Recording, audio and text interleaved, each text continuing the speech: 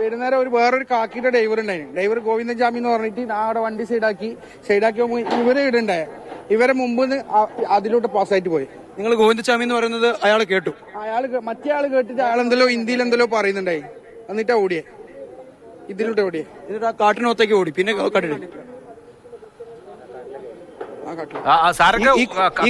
കണ്ടില്ല ഈ കാണുന്ന ഓടിയതെന്നാണോ പറഞ്ഞത്? കാട് മൂടിയ പ്രദേശത്തേക്ക്.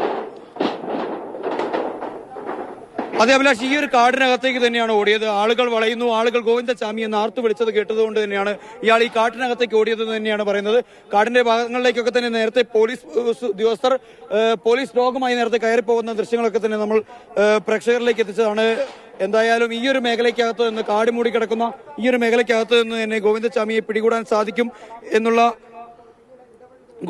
ഈ കാട്ടിനകത്തേക്ക് ഓടിക്കയറി ഗോവിന്ദസ്വാമി വരുന്നു, അല്ലെ ഗോവിന്ദസ്വാമി പോകുന്നു എന്ന് പറഞ്ഞപ്പോ അത് കേട്ട് ഓടി ഈ കാട്ടിനകത്തേക്ക് കയറി എന്നാണ് പറഞ്ഞത്. അല്പസമയത്തിനകം ആ കൊടും കുറ്റവാളി പിടിയിലാവും. ഇപ്പോ വല വിരിച്ചു കഴിഞ്ഞു. മാതൃഭൂമി ന്യൂസിൽ ഈ കണ്ടുകൊണ്ടിരിക്കുന്നത് തത്സമയ ദൃശ്യങ്ങളാണ്. പോലീസ് പരിശോധന നടത്തുന്ന തത്സമയ ദൃശ്യങ്ങളാണ്. ഗ്രൗണ്ട് സീറോയിൽ നിന്നാണ് നിങ്ങൾ കണ്ടുകൊണ്ടിരിക്കുന്നത്. രാഹുൽ കെ വി കൂടി ഉണ്ട്. രാഹുൽ, ഈ കാട്ടിലേക്ക് ഓടിക്കയറി എന്ന് കണ്ട ആളുകൾ പറയുന്നുണ്ട്. CCTV ദൃശ്യങ്ങൾ അതിനെ ശരിവെക്കുന്നുണ്ട്. അപ്പോൾ ഈ മേഖല കേന്ദ്രീകരിച്ചാണ് പരിശോധന. ഇത് ഒരുപാട് അകത്തേക്ക് പോകാൻ മാത്രമുള്ള കാടൊക്കെ ഉണ്ടോ? തളാപ്പ് എന്ന് പറയുന്നത് കണ്ണൂർ സിറ്റിക്ക് അകത്ത് തന്നെയുള്ള സ്ഥലമാണ്. അപ്പോ ഇനി മിനിറ്റുകളുടെ ദൂരത്തിൽ പിടിക്കാൻ കഴിയുമെന്നാണോ?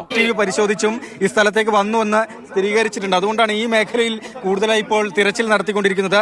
പോലീസിന്റെ കൂടുതൽ ഫോഴ്സ് ഇവിടെയുണ്ട്. അതുപോലെ തന്നെ ഡോഗ് സ്ക്വാഡിന്റെ അടക്കം സഹായത്തോടു കൂടിയാണ് പരിശോധന നടത്തുന്നത്. ഏതായാലും ഈ പ്രദേശത്ത്, ഈ പരിസരത്ത് തന്നെ ഈ ഗോവിന്ദസ്വാമി ഉണ്ട് എന്നാണ് പോലീസ് സ്ഥിരീകരിക്കുന്നത്.